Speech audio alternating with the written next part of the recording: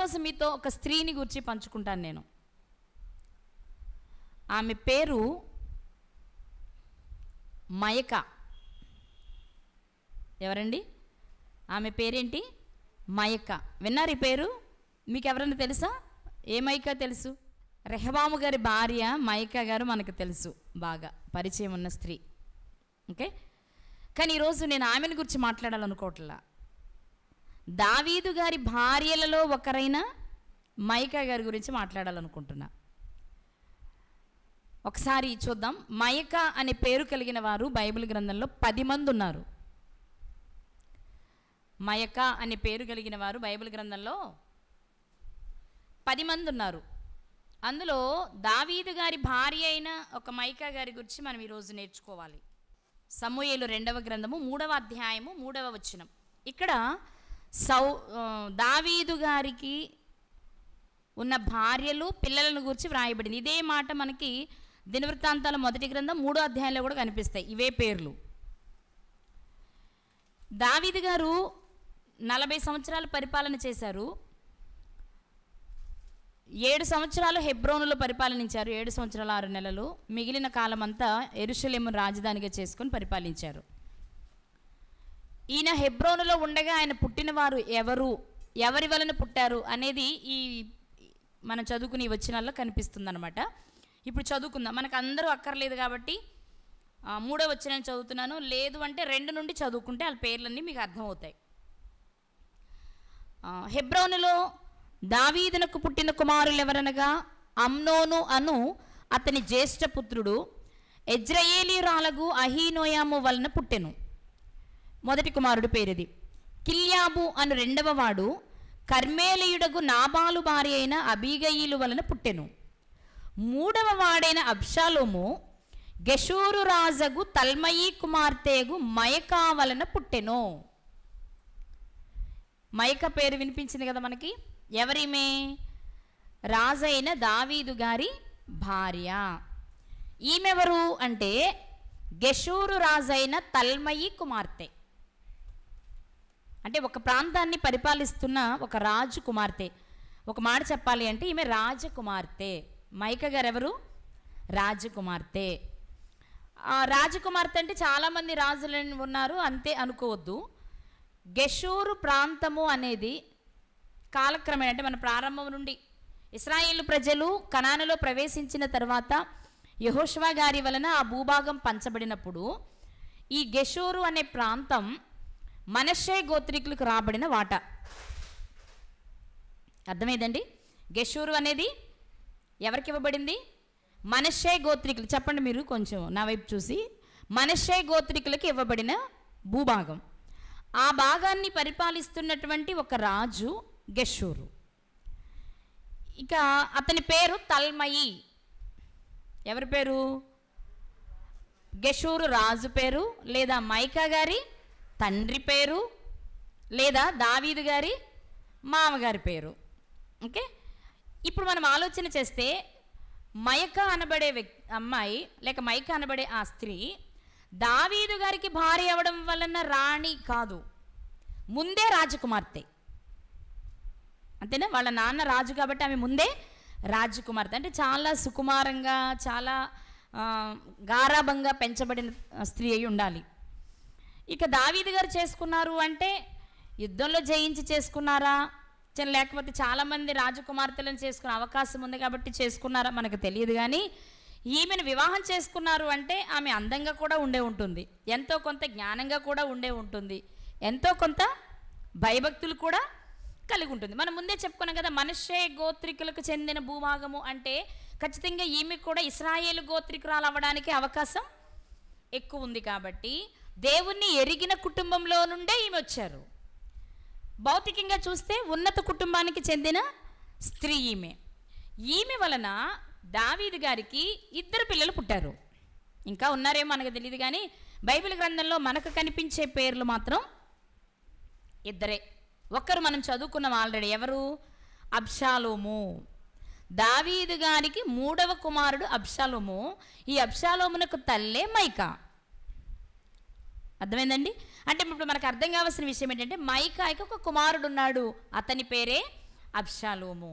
అబ్షాలోము అనగానే ఆ అమ్మాయికి రెండవ బిడ్డ కూడా ఉంది అంటే ఇప్పుడు మీకు అర్థమైపోవాలి. అబ్షాలోము గారికి సహోదరి ఎవరు? తామారు గారు. అమ్నోను చేత చెరపబడిన తామారు గారు. మనకి ఇద్దరు పేర్లే కనిపిస్తాయి, మైకా గారి వలన పుట్టిన పిల్లలు.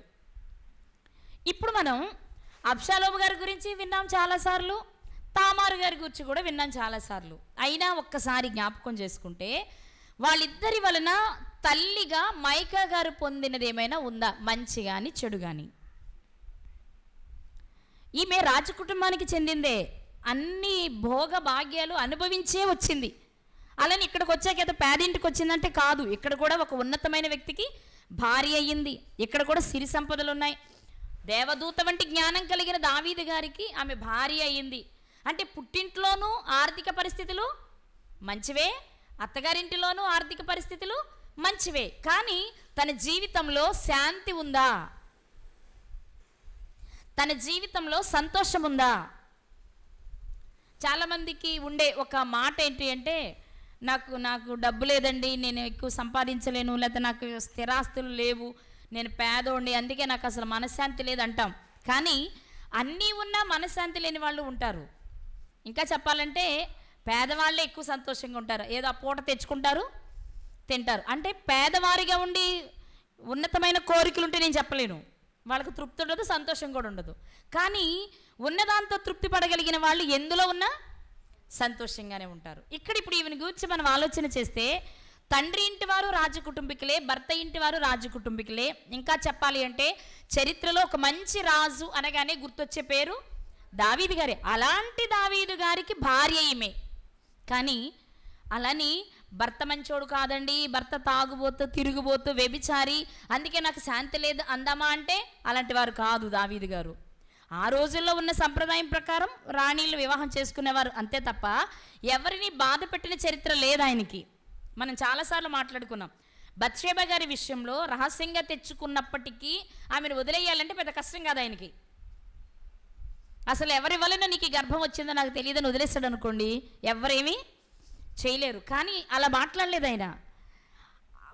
బత్షేబ గారి తండ్రి బాధ పెట్టుకున్నాడేమో, బత్షేబ గారి తాత బాధ పెట్టుకున్నాడేమో, కానీ బత్షేబ గారి జీవితానికి మాత్రం ఏమాత్రము అన్యాయము జరగలేదు. ఎందువల్ల అంటే దావీదు గారి మంచితనం, దావీదు గారి ప్రవర్తన అలాంటిది. అర్థమవుతుందా? కాబట్టి భర్త వలన మైకా గారికి ఎలాంటి ఇబ్బంది లేదు, తండ్రి ఇంటి వారి వలన ఎలాంటి ఇబ్బంది లేదు. కానీ పిల్లల వలన తనకు మనశ్శాంతి లేదు. ఒక తల్లిగా, ఒక రాణిగా పిల్లల వలన మనశ్శాంతి లేదు. అలా నీ పిల్లలు తప్పు చేశారంటే నిజంగా తామారు గారి ప్రవర్తన చూస్తే చాలా మంచిగా అనిపిస్తుంది. దీనా గారి పరిస్థితి చూస్తే లోకాన్ని చూడాలి అని ఏదో వెళ్ళినట్లుగా ఆశ కలిగిన స్త్రీగా మనకు కనబడుతుంది. వారి అందాలను చూడటానికి వెళ్ళినట్టు మనకు అనిపిస్తుంది. కానీ ఇక్కడ మాత్రం మనం జాగ్రత్తగా ఆలోచన చేస్తే తామారు గారి చాలా మంచి ప్రవర్తన కలిగిన స్త్రీగా కనబడుతూ ఉంటారు. తామారు గారు ఏంటి అంటే చాలా అందగత్తే. తామారు గారు చాలా అందగత్తే. అలాగే అబ్షాలోము గారు ఎలాంటి వారో మాట చూపిస్తాను నీకు. అందం అనగానే అందరికంటే కూడా మనకు బాగా గుర్తొచ్చే పేరేంటి అంటే అబ్షాలోము గారి పేరే. సమూయేలు 2వ గ్రంథము 14వ అధ్యాయము 25వ వచనం. సమూయేలు 2వ గ్రంథము 14వ అధ్యాయము 25వ వచనం. ఇశ్రాయేలీలందరిలో అబ్షాలోమంత సౌందర్యము గలవాడు ఒక్కడునూ లేడు. అర్థమైందండి? సౌలు గారి దగ్గర వింటాం అందగాడు అని. భుజముల నుండి పైకి ఎత్తు కలిగిన విషయంలో ఆయన అందగాడుగా కనబడతారు. కానీ ఈయన విషయం ఎలా కనబడుతుంది? అరికాలు మొదలుకొని తల వరకు ఏ లోపము లేదంటండి. ఒక్క లోపం లేకపోవడమేనా అంటే సౌందర్యము అనే పదం వాడబడింది. అంటే ఎంత బాగుండుంటాడు కదా, ఎంత బాగుండుంటాడు. ఎంత అందానికి కారణం దావీదు గారు మాత్రమే అయ్యి ఉంటారా? దావీదు గారు అయితే అమ్నోను గారు అందగాడే అవ్వాలి, కిల్యాబు అందగాడే అవ్వాలి, మిగిలిన వాళ్ళందరూ అందగాళ్లే అవ్వాలి.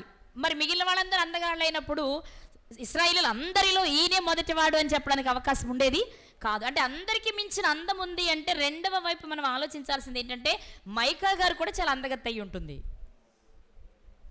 ఇటు తండ్రి అందం, అటు తల్లి అందం, పుణికి పుచ్చుకున్నారు ఇద్దరు పిల్లలు. ఇక్కడ రెండో విషయం ఏంటి అంటే ఆడపిల్లలందరిలో కూడా తామారు గారంత సౌందర్యవతి లేదట.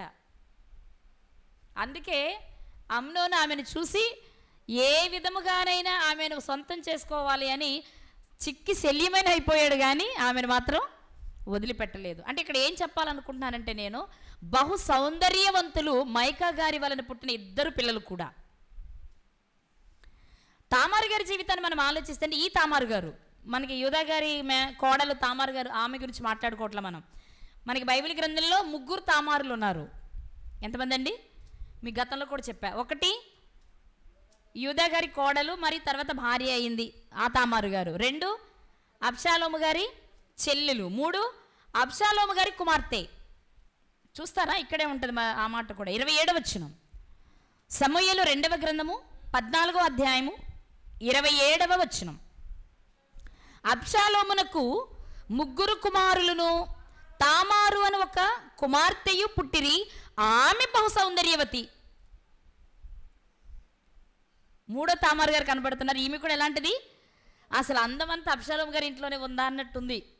అబ్షాలోము గారు అందగాడు, అబ్షాలోము చెల్లెలు అందగత్తే, అబ్షాలోము కూతురు అందగత్తే, అబ్షాలోము అమ్మ అందగత్తే, అబ్షాలోము నాన్న అందగాడే. అంటే అందమంతా ఎక్కడుంది? అబ్షాలోము గారి ఇంటిలోనే ఉంది. ఇది భౌతికమైన అందం, ఇది భౌతికమైన అందం. కానీ తామారు గారిని గురించి ఆలోచిస్తే గుణంలో కూడా మంచిదే అనిపిస్తుంది. మంచిదంటే ఏవేవో మంచి పనులు చేసి కాదు, కానీ అమ్నోను ఆమెను బలత్కరిస్తున్నప్పుడు ఒక చక్కని మాట చెప్పుద్దామే, నాన్న ఇశ్రాయేలీలో ఇలాంటి పని కూడదు కదా, నువ్వెందుకు ఇలా చేస్తున్నావు, నాన్నను అడుగు, తప్పకుండా నేను నీకు ఇస్తాడు. అంత చెప్పక్కర్లా ఆవిడ. అంటే అన్న తప్పు చేయకుండా తండ్రి దృష్టిలోనూ దేవుని దృష్టిలోనూ మంచిగా ఉండడానికి తనకు తెలిసిన విషయాన్ని పంచుకుంటుంది. అంటే ఇక్కడ మనం అర్థం చేసుకోవాల్సింది ఏంటంటే, ఇశ్రాయేలీలకున్న కట్టడా, ఇశ్రాయేలీలకు దేవుడిచ్చిన ఆజ్ఞల గురించి ఆమెకు బాగానే తెలుసు. ఎవరో ఒకరిలే నాన్నే కదా, ఇక్కడ ఉన్నదే కదా, అయిపోయింది అనుకోవట్లా.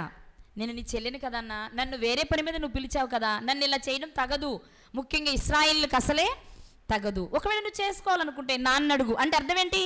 నేను అభ్యంతర పరచను, అంటే నువ్వు నాకు నచ్చలా, నేను అంత అందగత్తెని కదా, నువ్వు అందంగా లేవు, ఇవేం మాట్లాడట్లేదు ఆవిడ.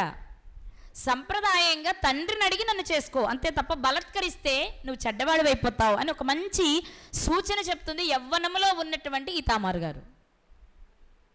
అర్థమవుతుందండి? ఇప్పుడు మనం ఆలోచన చేస్తే నిజంగా అన్ని చెప్పిన తామారు గారి జీవితం ఏమైంది అంటే, చరిత్రలో ఒక దాన్ని ఏమంటారు, ఇబ్బందికరమైన పరిస్థితి తామారు గారి జీవితంలో జరిగింది. అందంగా ఉండడమే ఆమె శాపమా అనిపిస్తుంది కొన్ని సందర్భాలు, ఆ సందర్భాన్ని ఆలోచిస్తున్నప్పుడు. అవును కదా, ఆ అందాన్ని చూసే కదా అమ్నోను మోహించింది, ఆ అందాన్ని చూసే కదా అమ్నోను చనిపోవాల్సి వచ్చింది, ఆ అందాన్ని చూసే కదా అబ్షాలోము చేతిలో నేరస్తుడయ్యింది. అందుకే బైబిల్ మనకు తెలిసింది, సామెతల గ్రంథం 31:30లో చెప్పబడిన మాట, అందం మోసకరం, సౌందర్యం వ్యర్థం. నిజంగా అమ్నోను ఏమనుభవించాడు చెప్పండి మీరు? ఏమనుభవించాడు? ఆ ఒక్కరోజు సుఖమేమో, అది కూడా ఆమెను తెచ్చుకున్న తర్వాత వెంటనే అతనికే అసహ్యం అనిపించింది, విరక్తి కలిగింది, బయటకి నెట్టవేమన్నాడు, గడపెట్టించేశాడు. అంటే చూశాడు, నేత్రాశకు లోనయ్యాడు, ఆమె కావాలి అని శరీరాశకు గురయ్యాడు, తెచ్చుకుని అనుభవించాడు. ఇంకేముందని అయిపోయింది కదా, ఇంక నన్ను ఎవరేమి చేయలేరులే అనుకున్నాడు. కానీ తిరిగి వెళుతూ ఉండగానే అబ్షాలోము గారు చూశారు, పగపట్టాడు, తర్వాత అతన్ని చంపేశాడు. ఇప్పుడు మనం ఆలోచన చేద్దాం. తన కుమార్తె బహు సౌందర్యవతి అయిన తామారు గారిని చూసి మైకా గారు ఎంతో ముచ్చటపడి ఉంటారు కదా, నా కూతురు ఎంత అందంగా ఉంది, ఇంత అందం ఎలా నా కూతురికి దేవుడిచ్చాడు, ఈమెకు చక్కగా పెంచాలి, చక్కని అబ్బాయి, ఈ అందానికి తగినటువంటి అందగాన్ని చూసి వివాహం చెయ్యాలి, అప్పుడు అందమైన పిల్లలు ఈమెకు పుడతారు. ఎన్నో అనుకుంటారు, మన లోక సంబంధంగా మనం రోజు అనుకునే విషయాలు ఇవి. మన పిల్లలు అందగాళ్ళు కాకపోయినా అనుకుంటాం మనం, ఏమని, కోడలు అందంగా ఉండాలి. ఎందుకు? పిల్లలు చక్కగా అందంగా పుడతారని. ఈ అందంగా అయితే సమాజం నచ్చదు కదా, ఎవరో వివాహాలు చేసుకోరు కదా అని. అలాగే మన పిల్లలు అందంగా ఉన్నప్పుడు ఏమంటాం, ఎవరో ఒక హెచ్చోడు పిచ్చోడాను నీ అందానికి తగినోడిని తెస్తా, నీ నీ స్థితికి తగిన వాడిని తెస్తానని చెప్తూ ఉంటాం కదా. మైకా గారు కూడా దావీదు గారి వలన సంతోషాన్ని అనుభవిస్తుంది ఆమె. ఇక మిగిలిన భార్యలు వాళ్ళ గురించి అంటే అది కామన్ కాబట్టి ఆవిడ పెద్ద ఫీల్ అయి ఉండరు, అది అందరికీ తెలిసిన విషయాలే. కానీ తనకు పుట్టిన పిల్లలను చూసి మిగిలిన పిల్లల కంటే తన పిల్లలు అందంగా ఉన్నారు కాబట్టి ఖచ్చితంగా సంతోషపడి ఉంటుంది, వాళ్ళని గురించి ఆలోచించుంటుంది. అందం తరిగిపోకుండా ఉండడానికి తన వంతు ప్రయత్నాలేవో, రాజకుటుంబికురాలు కదా, ఎంత ఖర్చు అయినా పెద్దవాళ్ళకి పెద్ద ఇబ్బంది కాదు. అనేక రకాలైన మూలికలతో లేపనాలతో కూతుర్ని కొడుకుని చక్కగా చేసాం. అవును కదండి, మన పిల్లలు నల్లగా ఉన్నారనుకోండి ఏం చేస్తాం? ఫెయిర్ అండ్ లవ్లీ రాస్తాం. A lovely? Fair and lovely రాస్తాం. ఎందుకు? నలుపు పోవాలి, తెలుపు రావాలి, కొంచెం అందంగా కనపడాలి. మరీ వికారంగా ఉంటే మనకు నచ్చదు. మరి అందంగా ఉన్న వాళ్ళు ఎలా వాళ్ళలే ఏమైంది లేపు నేను అందం పోతే ఏమైంది అనుకుంటారా? అనుకోరు. అది తరిగిపోకుండా ఉండడానికి చూసుకుంటారు. ఉదాహరణకి సినిమా హీరో హీరోయిన్స్ చూడండి, అని నేను వాళ్ళకి కించపరచట, వాళ్ళు ప్రొఫెషనల్ కాబట్టి అందంగా ఉండడానికి మేకప్ వేసుకుంటారు. వాళ్ళు రిటైర్డ్ అయిపోయిన తర్వాత కూడా ముసలి వయసులో ఉన్న వాళ్ళని చూస్తాం మనం ఇప్పుడు కొంతమందిని. వాళ్ళని చూడండి, ఇంకేముంది, నేను రిటైర్డ్ అయిపోయాను కదా, అందులో నుంచి బయటకు వచ్చేసాను కదా, ఒక్కరికైనా తెల్ల వెంట్రుక చూస్తారా మీరు? ఒక్కరైనా పౌడర్ మేకప్ లేకుండా బయటకు వస్తాను చూస్తారా మీరు? ఇలా గడగడ గడగడ వణికిపోతున్నా ఆ అరిచేతి మందాన్ని అద్దుకొని బయటకు వస్తున్నారు. ఎందుకు? ఒకప్పుడు అందంగా ఉండబట్టే హీరోయిన్స్ అయ్యారు వాళ్ళు. ఇప్పుడు బయటకు వచ్చినా వృద్ధాప్యంలోకి వచ్చినా ఎంతో కొంత అందంగానే, లేదంటే ఇప్పుడు వాళ్ళు మనం అసలు చూడలేం వాళ్ళ వికారాన్ని. అంటే ఎందుకు చెప్తున్నానంటే వాళ్ళని కించపరచాలని కదా. నేను ఎందుకు చెప్తున్నానంటే అందంగా ఉన్నవాళ్ళు అది తగ్గిపోకుండా ఉండడానికి ఎంతో కొంత ప్రయత్నం చేస్తూనే ఉంటారు చివరి వరకు. అలాంటప్పుడు మరి సహజమైన అందంతో పుట్టిన తన పిల్లలు అది అన్నీ అందించగలిగిన స్థితిలో ఉన్నప్పుడు మైకా గారు కూడా ఏం చేస్తుంటారు? ఆ పిల్లల్ని అందం తరిగిపోకుండా చాలా జాగ్రత్తలు తీసుకుని ఉంటారు. కానీ వారు ఆధ్యాత్మికంగా అందంగా ఉండడానికి మాత్రం ఏ ప్రయత్నం చేశారో లేదో మనకు తెలియదు. ఎందుకు ఈ మాట అంటున్నాను అంటే, అబ్షాలోము గారిని తీసుకుందాం. అమ్నోను తప్పు చేశాడు, ఓకే. అప్పుడే వెళ్ళి అన్నని గద్దించవచ్చుగా, అన్న నువ్వు చేసిన తప్పు కదా, నువ్వు ఇలా రహస్యంగా రప్పించుకొని బాగోలేదని చెల్లిని రప్పించుకొని నువ్వు ఇలా చేయడం తప్పు కదా, ఇప్పుడే వెళ్ళి ఈ విషయాన్ని నేను నాన్నగారికి చెప్తాను, అవసరమైతే నువ్వు చెల్లిని పెళ్లి చేసుకో అడగొచ్చు. తామారు గారు చెప్పిన మాట అబ్షాలోము గారు కూడా చెప్పొచ్చు అమ్నోను గారితో. ఒకవేళ అయిపోయిన ఉదాహరణకి మనకి దీనా గారి చరిత్ర తెలుసు. దీనా గారిని చెరిచినా సరే షెకెము గారు అతని తండ్రి ఏం చేశారు? యాకోబు గారి దగ్గరికి వెళ్ళి, నా కుమారుడి మనసు మీ కుమార్తె మీద ఉంది, దయచేసి మీ అమ్మాయిని మా అబ్బాయికి ఇచ్చి పెళ్లి చేయమని అడిగారు. ఒక అన్యులు, వాళ్ళ అన్యులే కదా. షెకెం ఎవరండి? అన్య కుటుంబానికి చెందినవాడు. హమోర్ ఎవరు? అన్య కుటుంబానికి చెందినవాడు. అన్య కుటుంబానికి చెందిన వారికే దీనా గారి విషయంలో వాళ్ళ అబ్బాయి తప్పు చేసినప్పటికీ సంప్రదాయంగా వెళ్ళి తల్లిదండ్రులను అడిగి అన్నదమ్ములను అడిగి అమ్మాయిని పెళ్లి చేసుకోవడానికి ఇష్టపడినప్పుడు యూదా గోత్రములో పుట్టిన ఇశ్రాయేలీయులలో ఒకరైనటువంటి వీళ్ళు ఇంకెంత జాగ్రత్తగా ఉండాలి అబ్షాలోము గారు? ఓకే, నష్టపోయింది వాళ్ళ చెల్లి, నేను కాదనట్లా. కానీ మళ్ళా వెళ్ళి ఇదే విషయాన్ని తండ్రికి చెప్పి తండ్రి చేత సెలవు తీసుకుని చెల్లెల్ని అమ్నోనికి ఇచ్చి పెళ్లి చేస్తే అతను బ్రతికుండేవాడు, ఈమెకి ఒక జీవితం వచ్చేది, అవునా కదా? కానీ మరి జరిగిందేంటి? ఆ విషయాన్ని తన మనస్సులో పెట్టుకుని ద్వేషిస్తూ 2-3 సంవత్సరాల పాటు ద్వేషంతోనే రగిలిపోతూ సమయాన్ని చూసుకొని అమ్నోనుని స్వయంగా చంపించేశాడు. అవునండి, దీన్ని ఏమంటాం? అప్పుడు నా మాట వినండి ఒకసారి. అమ్నోనును అబ్షాలోమే చంపాడని తెలిసినప్పుడు తల్లిగా మైకా గారి పరిస్థితి ఏంటి? మనం ఆలోచిస్తుంది మైకా గారి గురించి కదా. అమ్నోనుని అబ్షాలోము చంపేశాడు. చంపినవాడు తన కడుపున పుట్టిన బిడ్డ, చంపబడినవాడు కడుపున పుట్టకపోయిన తన బిడ్డే. ఒక బిడ్డ చనిపోయాడని, ఒక బిడ్డ చంపాడని, ఈ 2 విషయాల మధ్య మైకా గారు ఎంత నలుగుంటారో అంతే కదా. దావీదు గారికి చాలా బాధేసే కదా అబ్షాలోము గారితో మాట్లాడలేదు, చాలా కాలం మాట్లాడలేదని కదా స్వయంగా రాజుగా తనను తాను ప్రకటించుకున్నాడు. మరి తండ్రిగా దావీదు గారు బాధపడుతున్నప్పుడు అతని భార్యగా మైకా గారికి ఆ బాధ ఉండదా? తన కడుపున పుట్టకపోయిన అమ్నోను చనిపడిన బాధ ఆమెకు కూడా ఉంటుంది. ఇప్పుడు రాజు ఏం చేస్తాడు? అంతే కదా, అతని చంపడము బాధే, చంపడము తప్పే. 2, అతను చంపాడు కాబట్టి భర్త దావీదు గారికి బాధగా కోపంగా ఉంది కాబట్టి అబ్షాలోముని ఏం చేస్తాడు? ఒకవేళ అదే జరిగితే ఇప్పుడు నేను 2వ కొడుకుని, నా కడుపును పుట్టిన బిడ్డను కూడా కోల్పోవాలి. దీనికి కారణం ఏంటి? పగ. దీనికి కారణం ఏంటి? పగ. చెల్లంటి ప్రేమ ఉండొచ్చు కానీ ఎదుటివారిని చంపేంత పగపట్టేంత ప్రేమ ఉండకూడదు. నిజంగా చెల్లంటే ప్రేమ అయితే ఆమెకి జీవితాన్ని ఇవ్వాలి. ఎవరి చేత చెరచబడిందో అతని చేత వివాహం జరిగిస్తే ఆమెకంటే ఒక కుటుంబం, ఆమెకంటే ఒక జీవితం ఉండేది. అలా చేయకుండా ఏం చేశారు? నాకు చాలా విషయాల్లో మనకి యాకోబు గారు, దావీదు గారు, ఆయనకి ఒక కూతురు దీనా గారు, ఈయనకు ఒక కూతురు తామారు గారు, దావీదు గారికి దగ్గరగా ఉన్నట్టు అనిపిస్తూ ఉంటాయి సందర్భాలు, విషయాలు. ఇప్పుడు మనం ఆలోచిస్తే మైకా గారి పరిస్థితి ఏంటి అంటే, ఒక కుమారుడు చనిపోయాడనే బాధ, మరొక కుమారుడు ఏమవుతాడో అనే బాధ, రెండింటి మధ్యలో నలిగిపోతూ ఉంది. ఇది ఇలాగే ఉంటే మరొక వైపు కూతురు చెరచబడి అన్న ఇంటిలో ఉంటుంది. మరి ఆమె పరిస్థితి ఏంటి? ఆమెకి ఏం చేయాలి? మళ్ళీ పెళ్లి చేయాలా? చేస్తే ఎవరు చేసుకుంటారు? ఇంత నష్టం జరిగాక ఎవరు వస్తారు?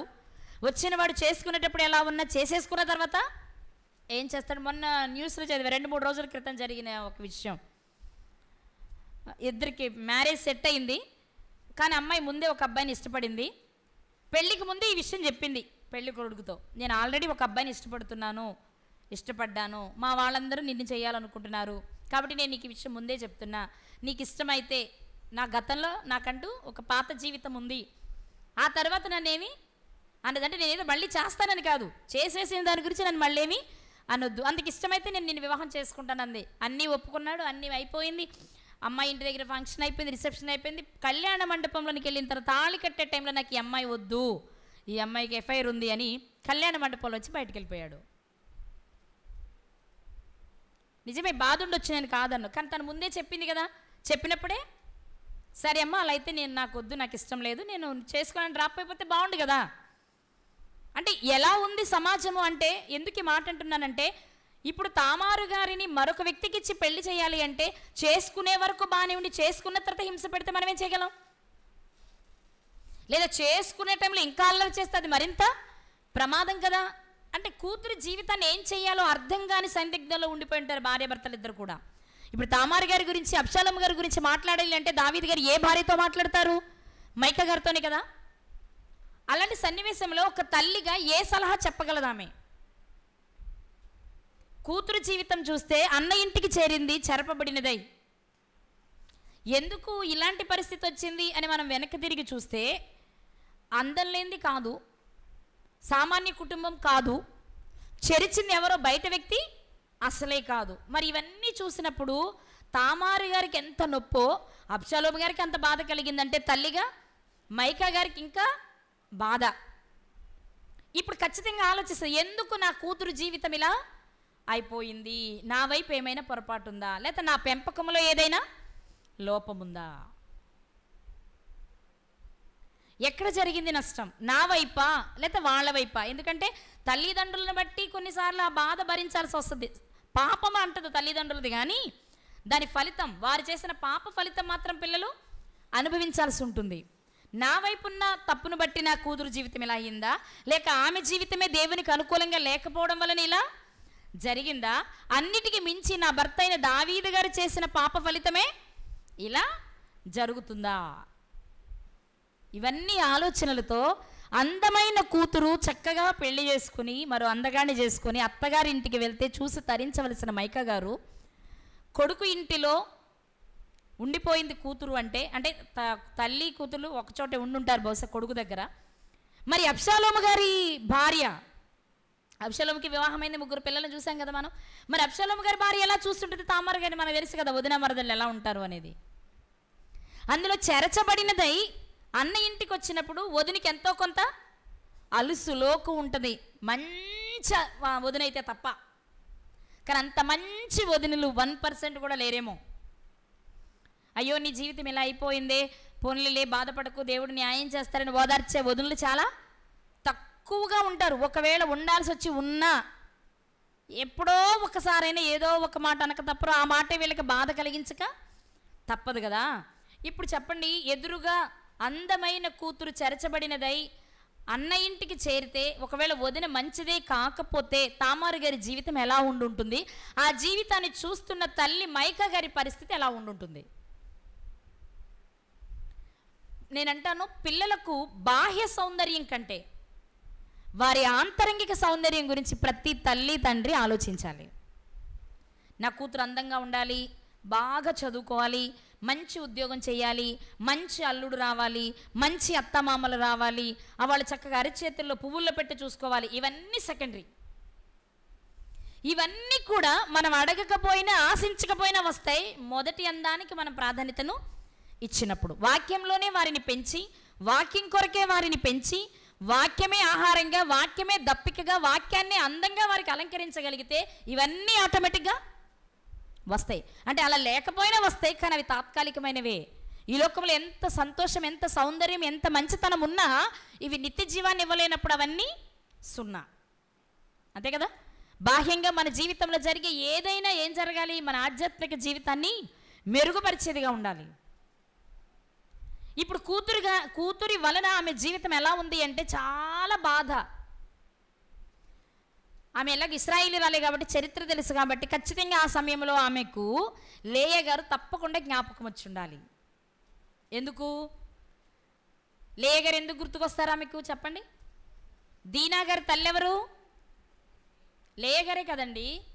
అప్పుడు ఆ తల్లి ఎంత బాధపడి ఉంటుందో ఇప్పుడు ఈ తల్లికి అంతే వేదన. కాబట్టి ఆమె పితరురాలైనటువంటి లేయా గారిని జ్ఞాపకం చేసుకుంటూ చాలా బాధపడి ఉంటారు. నేను ఎక్కడో లోపం చేశా, నా పిల్లలు అందగాళ్ళని నేను ఒకవేళ గర్వించానేమో, నేను రాజుకు భార్యనయ్యానని గర్వించానేమో, పైగా రాజుగారికి ఉన్న భార్యలందరిలో కూడా ఈమెవరు అంటే రాజకుమార్తె. మిగిలిన వాళ్ళ గురించి మనకు పెద్దగా, బత్షెబ గారేమో సైనికుడు కుమార్తె, అర్థమైందా?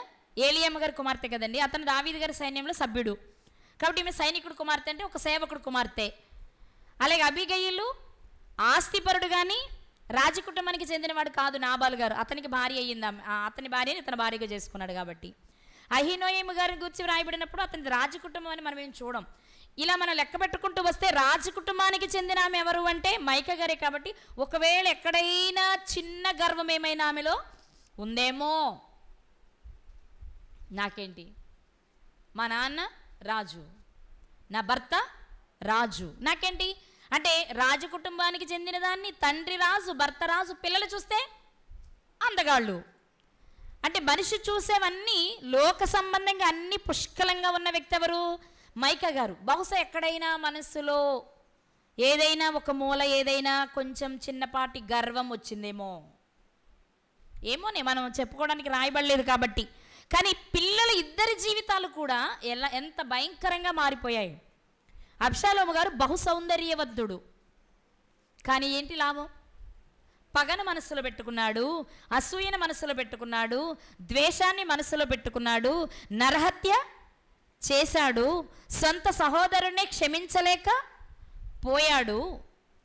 అవకాశం ఉంది అక్కడ చేయడానికి, చెల్లితో మాట్లాడి, తండ్రితో మాట్లాడి, అన్నతో మాట్లాడి వివాహం జరిగించడానికి అబ్షాలోము గారికి అవకాశం ఉండి చేయలేదు. అది అక్కడ మిస్టేక్ మనకి. మరి ఇన్ని ఉన్నా ఏమీ చేయలేని పరిస్థితిని చూసినప్పుడు ఇతని జీవితాన్ని మనం చూస్తాం. అమ్నోను చంపించి గెషూరుకే పారిపోతాడు అతను. ఎందుకు గెషూరుకి పారిపోయాడు అంటే మనకు తెలుసు, అదే అమ్మమ్మ గారు ఊరు కాబట్టి. అర్థమవుతుందండి? అక్కడే ఉండిపోయాడు. నేనంటాను, ఎందుకు తల్లి వైపు నుంచి కొంత తప్పు ఉంది అని నేను అంటానంటే, తప్పు చేసి గెషూరుకు పారిపోయినప్పుడు వాళ్ళ తాతగారు, ఒకవేళ తాతగారు చనిపోయారు అనుకుందాం, మేనమామలు ఉన్నారు కదా, వాళ్ళు ఏం చేయాలి? అయ్యో నువ్వు ఇంత పని చేసావా, తప్పు కదా నువ్వు చేసింది, సరే మేము మాట్లాడతాం మీ నాన్నగారితో, అయ్యింది అది అయిపోయింది, అతను ఎలాగో చనిపోయాడు, నువ్వు దూరంగా ఉండడం ఎందుకు అని తీసుకొచ్చి దావీదు గారి దగ్గరికి తెచ్చి తప్పుని ఒప్పింపచేసి సామరస్య వాతావరణాన్ని కల్పించాలి వాళ్ళు. అవునే కాదండి? మరి ఆ పని చేశారా? ఆ పని చేశారా? చూద్దాం. 13వ అధ్యాయం 38వ వచనం, సమూయేలు 2వ గ్రంథము 13వ అధ్యాయము 38వ వచనం. అబ్షాలోము పారిపోయి గెషూరునకు వచ్చి అక్కడ మూడు సంవత్సరములున్న తరువాత రాజైన దావీదు, ఇక మనకి చాలండి, అక్కడ ఎన్ని సంవత్సరాలు ఉన్నాడు? 3 ఏండ్లు ఉన్నాడు. ఈ 3 ఏండ్లలో దావీదు గారి మేనల్లుడైన యోవాబు గారికైనా ఆలోచన వచ్చింది, కానీ అబ్షాలోము గారి తాతగారి ఇంటి వారికి మాత్రం ఏ ఆలోచన రాలేదు. వాస్తవానికి ఎవరికి రావాలి? తాతగారికి రారు కదా. వాళ్ళు మనషే గోత్రికులు అనుకున్నాం, ఇశ్రాయేలీల జాతికి చెందిన వాళ్ళే అని మనం మాట్లాడుకున్నాం. ఏమనంటే అప్పుడు తాతగారు చనిపోయారేమో అంటే ఖచ్చితంగా మేనమామలైన బంధువులు ఎవరైనా ఏం చేయొచ్చు? సమాధానపరచడానికి తమ వంతు ప్రయత్నం చేయొచ్చు. చేయలేదు అంటే అర్థం ఏంటి? చేయలేదంటే అర్థం ఏంటి? సపోర్ట్ చేయడమే కాదు, వాళ్ళకు కూడా ఏంటి, నువ్వెళ్ళి చెప్పాల్సిందేంటి? నీకంత అవసరమేమీ లేదు, నువ్వేం తక్కువ తిన్నావా అంతే కదా. అలాంటి గర్వపు మాటలు రాకపోతే ఖచ్చితంగా సమాధానపరచాలి. ఒకవేళ వాళ్ళు రావడం చిన్నతనం అంటే వాళ్ళ బంధువులు ఎవరొకరినిచ్చి అబ్షాలోమునిచ్చి లేక వర్తమానాన్ని పంపి సమాధాన పరచాలి. ఇది జరగలేదు, 3 సంవత్సరాల పాటు ఈ పని జరగలేదు అంటే ఖచ్చితంగా మనం చెప్పొచ్చు వారు రాజు కుటుంబీకులే కాబట్టి వారి మనస్సులో ఒకవైపు ఏముంది? గర్వం ఉండుంటుంది. ఇదే తల్లి మైకాలో కొంచెం వచ్చి ఉంటుంది, అదే కుమారుడు అబ్షాలోములో కొంచెం వచ్చి ఉంటుంది. మగపిల్లాడు కదా, అందం కంటే అధికారానికి, హోదాకి, డబ్బుకి, రాజరికానికి ఎక్కువ విలువని ఇస్తాడు కాబట్టి. అర్థమవుతుందండి? ఇప్పుడు మైకా గారి పరిస్థితిని మనం ఆలోచన చేద్దాం. నేను అంటాను, మైకా గారు నిజంగా దైవభక్తి కలిగిన తల్లి అయితే, నిజంగా దేవుని ప్రేమను అర్థం చేసుకున్న తల్లి అయితే, ఈమైనా తప్పకుండా తండ్రి ఇంటి వారికి వర్తమానం పంపించి, నాన్న నేను చూసుకుంటా, నేను మాట్లాడతా నా భర్తతో లేదా రాజుతో, ఏదో ఒక రకంగా అబ్షాలోము నా దగ్గరకు పంపించండి అని అడగొచ్చు, కబురు పెట్టచ్చా లేదా? తల్లిగా తనకు ఆ పని ఉందా లేదా?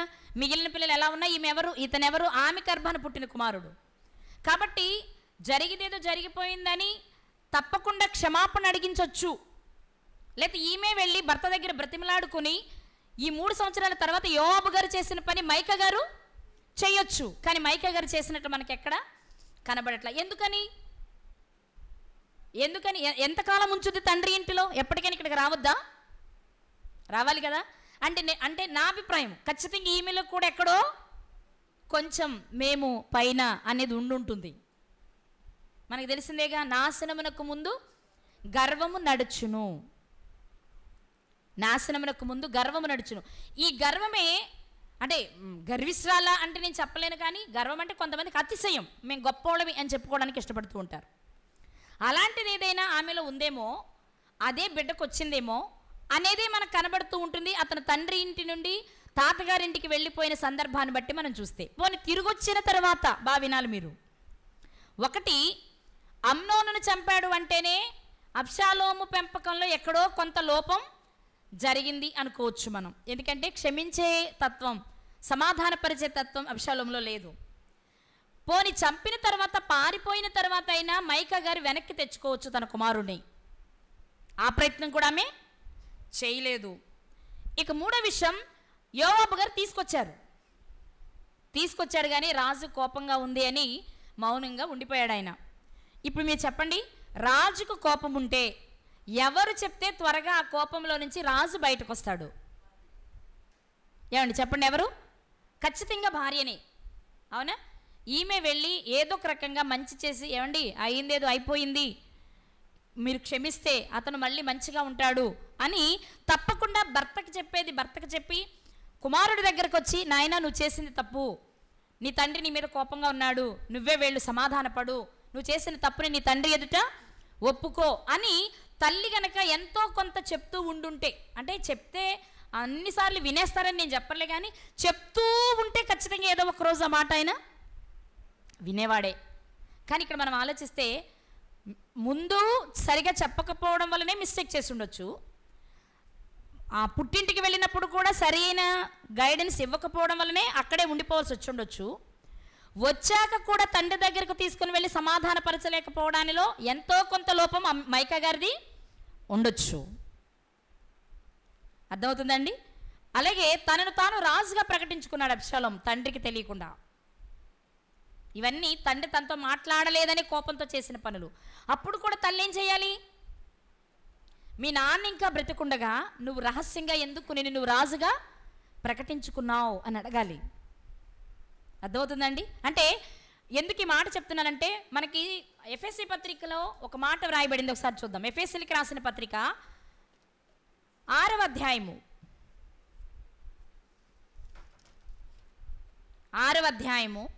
4వ వచనం. 6వ అధ్యాయం 1వ వచనము 4వ వచనము చదువుకుందాం. ఎఫెసీలకు రాసిన పత్రిక 6వ అధ్యాయము 1వ వచనము 4వ వచనం. పిల్లలారా, ప్రభువునందు మీ తల్లిదండ్రులకు విధేయులై ఉండుడి. ఎవరికి విధేయులై ఉండాలి? తల్లిదండ్రులకు. ఎప్పుడు విధేయులై ఉండాలి? ఎప్పుడు? వాళ్ళు మనం బాగా చూస్తేనా? మనం అడిగినవన్నీ ఇస్తేనే విధేయులై ఉండాలా? ఎప్పుడు ఉండాలా? ఎప్పుడూ విధేయులమై ఉండాలి. ఇక రెండవ మాట, తండ్రులారా లేక తల్లిదండ్రులారా, మీ పిల్లలకు కోపము రేపక ప్రభు యొక్క శిక్షలోను బోధలోను వారిని పెంచుడి. దీనికి రిలేటెడ్గానే మన ద్వితీయోపదేశకాండం 6వ అధ్యాయం 4వ వచనంలో చదువుకుంటాం. ఎప్పుడు ఏమని? నీ ఇంట కూర్చున్నప్పుడు, త్రోవను నడుచున్నప్పుడు, పండుకొనినప్పుడు, లేచినప్పుడు మీ పిల్లలకి ఏం చేయాలి? ఆజ్ఞలను గూర్చి బోధించాలి. అవునా? ఎవరి బోధ ఎక్కువ చేయాలి? మీరు చెప్పండి. ఇంట్లో ఎవరు ఎక్కువ చేయాలి బోధ? తండ్రి తల్లా? కుటుంబాన్ని పోషించడం కోసం భర్త ఉదయమే లేచి బయటకు వెళ్ళిపోతాడు, ఏదో ఒక పని. అది ఏసీలో కూర్చునేదా, ఫ్యాన్ కింద కూర్చునేదా, ఎండలో చేసేదా అనేది అనవసరం. ఏదో ఒక పని ఎవరు చేయాలి? తండ్రి చేయాలి. అంటే మరి పిల్లలకి ఎప్పుడూ నేర్పాలంటే ఎవరు నేర్పాలి? తల్లే కదా. ఈ నేర్పే విషయంలో సరి అయిన పరిస్థితి లేనప్పుడు పిల్లలు తప్పకుండా పాడవడానికి అవకాశం ఉంటుంది. పిల్లలు పాడయ్యారు దేవుని ఎరిగిన కుటుంబంలో అంటే ఖచ్చితంగా తల్లిదండ్రులదే లోపం. మిగిలిన వాళ్ళదంటే వాళ్ళకి దేవుని గురించి తెలియదు కాబట్టి, చిన్నప్పుడే చెప్పాలనే ఆలోచన కూడా వాళ్ళకు ఉండదు కాబట్టి. కానీ వాళ్ళే బెటర్. వాళ్ళే చిన్నప్పటి నుంచి ఏదో ఒక నీతిని వాళ్ళకి నేర్పుతూ పెంచుతున్నారు. పెద్దలను చూస్తే గౌరవించాలని, పెద్దలు ఉన్నప్పుడు నిలబడాలని, వాళ్ళతో మాట్లాడేటప్పుడు వినయంగా మాట్లాడాలని విషయాలు కొంతైనా నేర్పుతున్నారు. అంటే అందులోనూ ఉన్నారు, ఇందులోనూ ఉన్నారు. కానీ ముఖ్యంగా దేవుని ఎరిగిన కుటుంబాలుగా మనం ఏం చేయాలి అంటే ఖచ్చితంగా ధర్మశాస్త్రాన్ని గురించి పిల్లలకు నేర్పించాలి.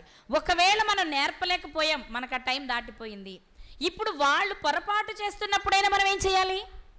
వాక్యానికి ఇది విరుద్ధంగా జరుగుతుంది, ఇది తప్పు, నువ్వు ఇలా చేయకూడదు అని చెప్పగలగాలి. కానీ ఇక్కడ మనం గమనిస్తే తనను తాను రాజుగా ప్రకటించుకున్నాడు అబ్షాలోము. అప్పుడు అబ్షాలోము గారు రాజుగా ప్రకటించుకోగానే దావీదు గారు చెప్పిన మాట ఏంటో తెలుసా? అమ్మో, వాడు వస్తే మనల్ని బ్రతకనీయుడని పరుగు తీశాడు ఆయన. తండ్రికి అది అర్థమైందంటే మరి తల్లి చెప్తే వింటాడా? ఆ స్థితిలో ఉన్న కొడుకు తల్లి చెప్తే వింటాడా? నా వైపు చూడండి ఒకసారి. తండ్రే పారిపోయాడంటే తల్లి చెప్పగలిగే స్థితిలో ఉంటుందా? చెప్తే వింటాడా? వింటాడా? ఖచ్చితంగా వినడు. కానీ ఎందుకు వినట్లేదు? ఇప్పుడు ఎందుకు వినట్లేదు? చెప్పాల్సినప్పుడు చెప్పలేకపోయారు. ఇప్పుడు ఖచ్చితంగా మైకా గారు బాధపడుతూ ఉంటారు.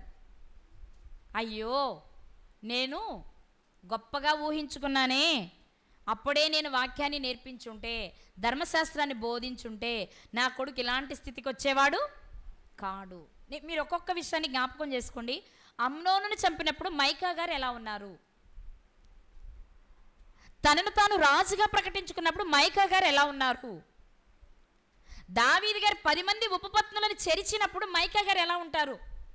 ఖచ్చితంగా తనను తాను ఊహించుకోవాలి. అక్కడ నేను వీడికి తల్లయ్యాను కాబట్టి సరిపోయింది, కానీ వీడు మరొకరికి కుమారుడు అయ్యుంటే 10 మంది ఉపపత్నుల్లో నేనొక్కదాన్ని అయ్యుంటే నా జీవితం కూడా ఇంతేగా అనుకోదా? అప్పుడు తన కుమారుల్లో కుమారుని చూసుంటుందా? భయంకరమైన ఒక వ్యభిచారిని చూసుంటుందా? మీరు ఆలోచన చేయాలి. నేనేమంటున్నానంటే రాజకుటుంబానికి చెందిందే ఆమె. అష్టైశ్వర్యాలు ఉన్నాయి, పిల్లలు అందగాళ్లే, కానీ ఆత్మ సౌందర్యం లేకపోవడం వలన తల్లికి ఏం మిగిలింది? మనోవేదన, దుఃఖం. చిచ్చి, నా కొడుకు ఎంత భయంకరుడా! చంపుకోవడం అంటే ఏదో ఆ రోజులు సర్వసాధారణం, చెరచడం అంటే సర్వసాధారణం.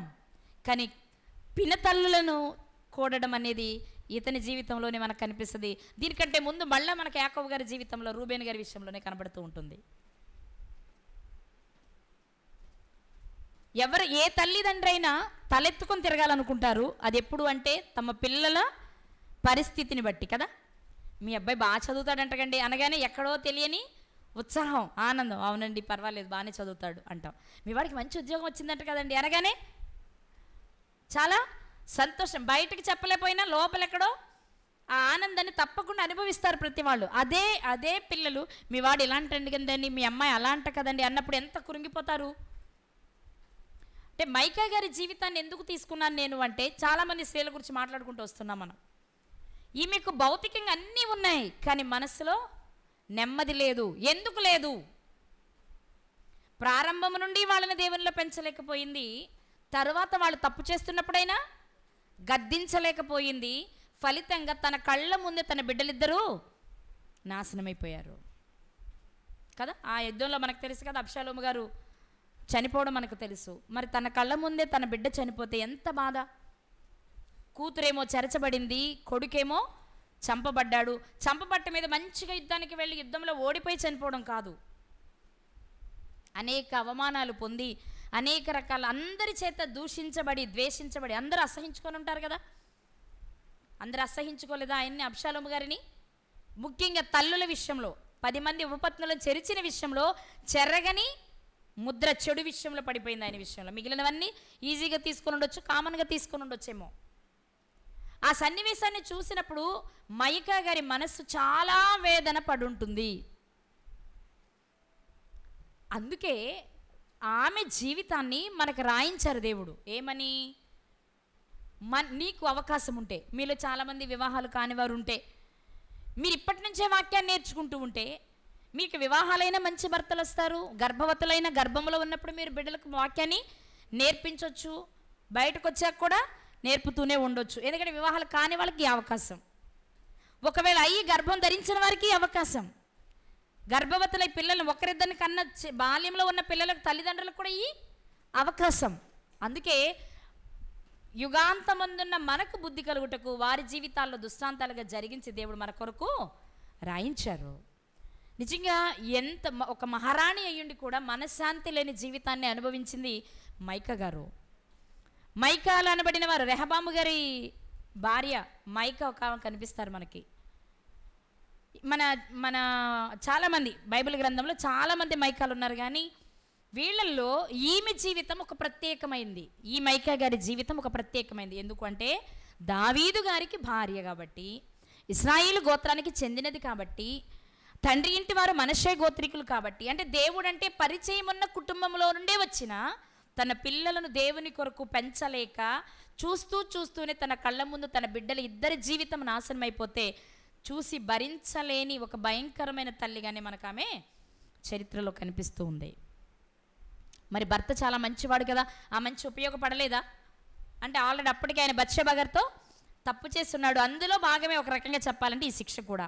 అయితే ఈ శిక్షలన్నీ ఏ కుమారుడికి కాకుండా ఈ కుమారుడికి ఎందుకు కలిగాయి అంటే, మరొక వైపు మనం ఆలోచించే విషయం ఏంటి అంటే, మైకా గారు కూడా ఇశ్రాయేలు గోత్రానికే చెందినామే. అర్థమైందండి? ఇశ్రాయేల్ అంటే తండ్రి ఇంటి వారు మనష్షే గోత్రానికి చెందిన ఇశ్రాయేలు కుటుంబానికి చెందినదే కాబట్టి, దేవుడంటే ఎరిగిన కుటుంబంలో నుండి వచ్చి కూడా తన బిడ్డలను దేవుని కొరకు పెంచలేకపోయింది. వారు తప్పు చేసినప్పుడు సరిచేస్తూ రాలేకపోయింది. చేయటానికి అవకాశం లేకపోయి ఉండొచ్చు, అది కూడా కాదనడానికి ఏం లేదు. ఎందుకంటే అబ్షాలోము గారి మనస్తత్వాన్ని చేస్తే చాలా క్రూరమైన మనస్తత్వంగా మనకు కనబడుతుంది కాబట్టి చెప్పే అవకాశం ఇవ్వకపోయి ఉండొచ్చు. కానీ నేను అంటాను, అతనికి చెప్పే అవకాశం లేకపోయి ఉండొచ్చు, కానీ దేవునికి చెప్పుకోవడానికి అవకాశం లేకుండా అయితే ఉండదు కదా. తండ్రి ఖచ్చితంగా తల్లిగామే తన గదిలోనికి వెళ్ళి మోకరించి బైబిల్ చెప్పింది కదా, నీవు లేచి చదువుదామా, ఆ వచ్చిన చూసుకుని ముగించుకుందాం. విలాపవాక్యములు 2:19. విలాపవాక్యములు 2వ అధ్యాయము 19వ వచనం. నీవు లేచి రేయి మొదటి జామున మొరపెట్టుము, నీళ్లు కుమ్మరించినట్లు ప్రభు సన్నిధిని నీ హృదయమును కుమ్మరించుము, నీ పసిపిల్లల ప్రాణము కొరకు నీ చేతులను ఆయన తట్టు ఎత్తుము. ఇది ఎవరి పని? తల్లిదండ్రుల పని. తల్లి ఒక్కదాంతే కాదు, తండ్రిది కూడా, తల్లిదండ్రులదే కాదు, తాత అమ్మమ్మలది కూడా, లేకపోతే తాత నానమ్మలది కూడా. వాళ్ళు కూడా ఏం చేయొచ్చు? పిల్లల కొరకు ప్రార్థన చేయొచ్చు. ఏదైనా మనకు అవకాశం లేదేమో, చెప్తే వినకపోవచ్చు, కొడితే పడకపోవచ్చు, కానీ మనకున్న ఒకే ఒక ఆయుధం ఏంటి? ప్రార్థన. ఇది గనక మనం చేస్తే ఎంతో కొంత వాళ్ళ జీవితాలను మెరుగు చేయడానికి అవకాశం ఉంటుంది. దీనిని కూడా మైకా గారు వాడుకొని ఉండరు. అందుకే తన జీవితంలో పూర్తిగా నష్టపోయిందనే చెప్పాలి. ఒక రకంగా చెప్పాలి అంటే 100% ఫెయిల్యూర్. ఎవరు? మైకా గారు 100% ఫెయిల్యూర్. తన జీవితంలో రాజకుటుంబానికి చెందిన తండ్రి, భర్త మాత్రమే తప్ప బిడ్డలు అందం విషయంలో కానివ్వండి, అణుకు విషయంలో కానివ్వండి, ఎందులోనూ దేవునికి నచ్చేలైతే లేరు. ఇది ఏ తల్లికైనా తీరని బాధ, దుఃఖం. కాబట్టి మైకా గారి జీవితం ఈరోజు మనకు నేర్పిస్తున్న విషయం. అమ్మో నేను చెప్పలేకపోతున్నానమ్మ, నా వల్ల కాదు. మొక్కై వంగనిది రానే వంగునా అన్నారు కదా. మనకు అవకాశం ఉన్నప్పుడు, మన పిల్లలు చిన్నవారుగా ఉన్నప్పుడు కానీ, లేక మన మనవాళ్ళు చిన్నపిల్లలుగా ఉన్నప్పుడు కానీ వారికి చెప్తూ, ఒకవేళ చిన్న వయసులో కూడా చెప్పలేని స్థితిలో ఉంటే మనం చేయగలిగింది ఒకే ఒక పని, సాధించగలిగిన పని అది. పోనీ ఇది చేస్తే సాధించలేమంటానికి ఏమీ లేదు. ఏది సాధించగలిగింది? ప్రార్థన చేసి దేవుని సన్నిధిలో పెట్టగలిగితే, ప్రభువా గర్భంలో ఉన్నప్పుడు నాకు సత్యాన్ని తెలియదు కాబట్టి నేను చెప్పలేకపోయాను. ఇప్పుడు వాడు పెద్దవాడైపోయాడు, నా మాట వినట్లేదు. ఇప్పుడు అమ్మాయి పెద్దదైపోయింది, నా మాట వినట్లేదు. కానీ ఒకవేళ నా వైపు ఏదైనా దోషం ఉంటే క్షమించు, వాళ్ళ జీవితాలను మెరుగుపరచు, మరణించే లోపు వారు నిన్ను తెలుసుకొని బ్రతికేలా చేయమని ప్రార్థించే అవకాశం ప్రతి తల్లికి, ప్రతి తండ్రికి ఉంది. కాబట్టి మైకా గారు మనకు చెప్తున్న మాట ఈరోజు ఏంటో తెలుసా? నా జీవితంలో చిన్నపాటి గర్వమో, లేకపోతే చిన్నపాటి అతిశయమో, లేకపోతే ఏముందలే అని నిర్లక్ష్యమో నా బిడ్డల జీవితాన్ని నాశనం చేసుకున్నాను తల్లిగా. వాళ్ళ తప్పు ఉండొచ్చు, కానీ నా తప్పు, నా వైపుగా ఒక తల్లిగా సంతోషంగా 10 మందికి చెప్పుకోలేని జీవితాన్ని నేను అనుభవించాను. కాబట్టి ప్రతి స్త్రీతో ఆమె పూట చెప్పే మాట ఏంటో తెలుసా? ఒక్కసారి నాలాంటి పరిస్థితికి ఏ తల్లి రావద్దు. అంటే మీరు చేయాల్సిన పని ఏంటి అంటే, గర్భంలో ఉన్నప్పుడే నేర్పించు, అవకాశం లేకపోతే బయటకు వచ్చాకైనా నేర్పించు, వచ్చాక పెద్దవాడైపోయాడా ప్రార్థన చెయ్యి అని మైకా గారు ఈరోజు మనతో మాట్లాడుతున్నారు. ఒకటి మనం ఆలోచించాలి, భౌతికంగా ఎన్నున్నా అవి అశాశ్వతం. మరి ఏది శాశ్వతం? ఆత్మకు సంబంధించినవి. అందుకే పౌలు గారు చెప్పిన మాట ఒకటి చూసి ముగించేసుకుందాం మనం. కొరింథీయులకు రాసిన 2వ పత్రిక 4వ అధ్యాయం 16వ వచనం. కొరింథీయులకు రాసిన 2వ పత్రిక 4వ అధ్యాయము 16వ వచనం. కావున మేము అధైర్యపడము. ఎవరికి ఉంటుంది ఇది? ఈ ధైర్యం. అధైర్యపడమంటే అర్థం ఏంటి? మేము చాలా ధైర్యంగా ఉంటాం. ఎవరు చెప్పగలరు ఈ మాట? ఎవరికి ధైర్యం చెప్పండి? ఎవరికి ధైర్యం? దేవుని కలిగి ఉన్నవారికి కదండి. నా పక్షాన దేవుడున్నాడు, మాకు విరోధి ఎవరు అనగలం కదా. అందుకే మేము అధైర్యపడం. మా బాహ్య పురుషుడు కృషించుచున్నను, ఆంతర్య పురుషుడు దినదినము నూతన పరచబడుచున్నాడు. మేము దృశ్యమైన వాటిని చూడక అదృశ్యమైన వాటినే నిదానించి చూచుచున్నాము గనుక క్షణమాత్రముండు మా చులకని శ్రమ మా కొరకు అంతకంతకు ఎక్కువగా నిత్యమైన మహిమాభారమును కలిగజేయుచున్నది. ఏలయనగా దృశ్యమైనవి అనిత్యములు, అదృశ్యమైనవి నిత్యములు. నిత్యము ఉండేవి అదృశ్యమైనవి, వాటిని చూసేవారు సంతోషంగా ఉంటారు, బాహ్యంగా ఏమున్నా లేకున్నా. కానీ అశాశ్వతమైనవి, కనిపించేవి, దీన్ని మాత్రమే చూసుకునే వారికి మిగిలేది దుఃఖము, బాధ, ఏడ్పు, కన్నీరు. ఇది భౌతికమైంది సుమా, నేను ఆధ్యాత్మికంగా చెప్పట్లా. కాబట్టి దేవుని వాక్యం మనతో ఈరోజు మాట్లాడుతున్న విషయం మైకా గారి జీవితం నుండి ఏంటి అంటే, నీకు భౌతికంగా ఎన్నున్నా నువ్వు సంతోషంగా గడపాలి అంటే నువ్వు దేవుని పైన ఆనుకోవాలి.